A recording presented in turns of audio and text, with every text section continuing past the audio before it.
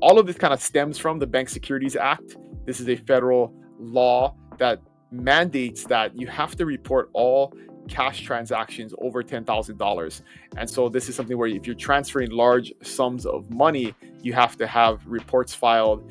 Hey, what's happening, friends? In real estate transactions, we always hear about, hey, are you paying cash or are you getting a mortgage? And when you're paying cash, people kind of think like, hey, what does that mean? Like, do I just bring in like a suitcase of cash into escrow? And the truth is you can't actually pay cash for a property. You can pay with cash, but not the physical form of cash. And so I'm going to run through and show you some stuff and give you some information about why you actually can't pay cash, physical cash, for real estate, because that's some common misconceptions around that and some common myths around that.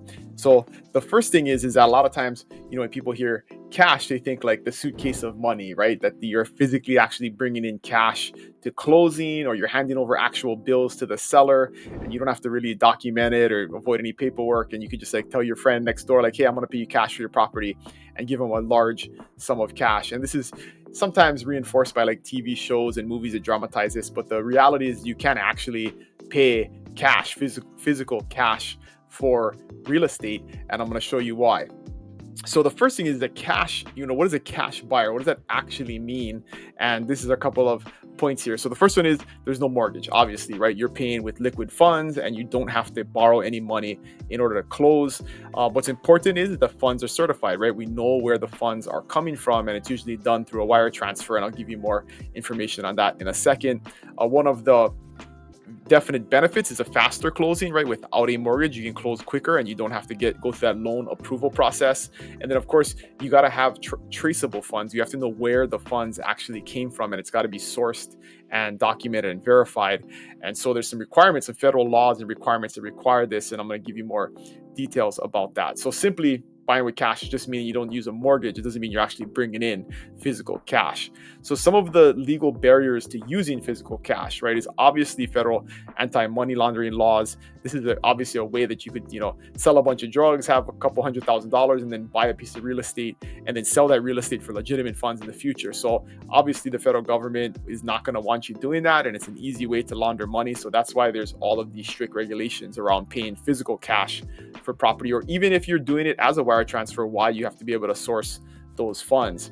There's obviously some risk management policies. Financial institutions and title companies are obviously not going to want to be a party to any type of shady money laundering. So they have policies in place that restrict this and don't allow it. And then of course there's security and practical concerns, right? Like you don't want to be carrying around suitcases of money. That's not a very smart way to be transferring funds. And that's just a security issue, that a logistical challenge that you definitely don't want to have to deal with. And that's why you don't want to be carrying around bags and suitcases of money.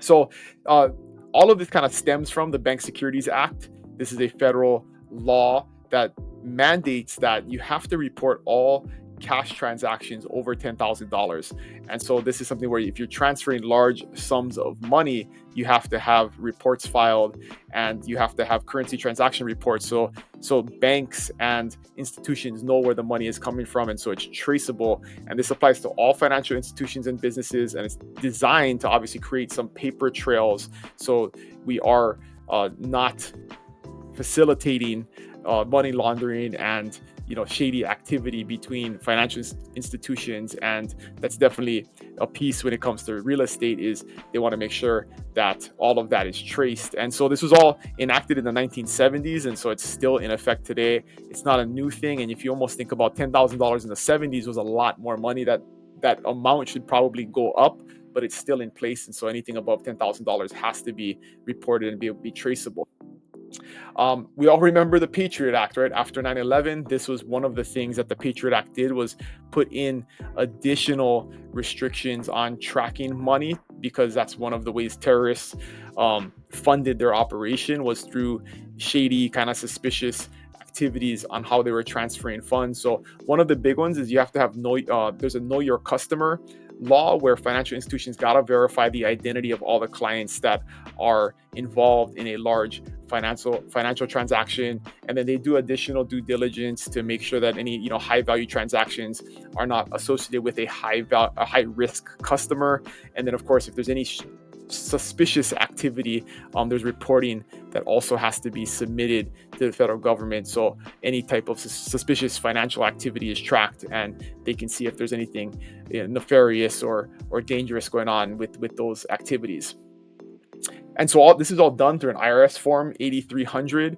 This is where those mandatory reporting of $10,000 in cash must be filed from, and what the sources were. And obviously, there's some severe penalties, federal penalties, if you don't do this, or you do it incorrectly, or you falsify any documentation. So it's definitely not something that you would want to take a risk on if you are above board and doing everything legally, but there are some mandatory requirements that the IRS requires in order to track these funds and understand where the money is coming from. If you're looking to relocate here on the Big Island, I want to share with you a resource that we put together. Over 80 agents from my team, expert agents here on the Big Island, put together a relocation guide that will help you evaluate all of the important factors that you want to take into account before you move here to the Big Island. School districts, healthcare, employment, all of the things that you got to think about, we put into one home buyer's guide that will help you figure out what is best when you start this relocation process here to the Big Island. So if you want this guide, just click on the link below, fill out the form. We will send you the guide for free. And if you want to take the next steps and have a conversation with us, we'd be happy to help. And so the final thing, on here is escrow and title companies obviously don't want to be a party to any of this. And so they do have a cash refusal policy. If you come in and bring a bag of cash in, an escrow company will not accept it. They only accept cashier's checks and wire transfers. And there's obviously some insurance requirements and insurance liabilities here that they have to have traceable funds. And that's why things like money wires are pretty much the safest and most guaranteed way, because you got to trace chain of custody, right? You have to know where the funds are coming from. So a lot of times funds have to sit in a bank account for a certain period of time. So you transfer a bunch of money in and then try and the next day transfer it again, or wire it, or cut a cashier's check. You're not going to be able to do that, and your financial institution will have policies around that because they have to show where the money is coming from and it has to be documented. So if you want to make a proper cash purchase, very, very straightforward. You definitely can. You got to make sure those funds are in a liquid account. You would transfer via a wire from those verified accounts. You can do a cashier's check, like I said, or you can do also some other electronic funds transfers nowadays, like ACH debits with proper documentation. So if you have any questions, obviously consult with a real estate professional that can help you through this process, an escrow professional or your banking institution. But just understand, if you want to buy a piece of real estate, you cannot do it by bringing in a bag of cash. And so if you have any questions about this or anything else real estate related in the state of Hawaii, you can always reach out to me at dylan@buybigisland.com, or there is always a link in the description below to my calendar. You can book a meeting directly with me. And if it's not something that I have an expertise in, I'll bring in one of my teammates from across the state to sit on that meeting and answer your questions and learn more about your plans. But as always, this is why you cannot buy property with quote unquote cash. If you have any questions, always just reach out. Appreciate you guys watching. I'll see you guys next week. Aloha.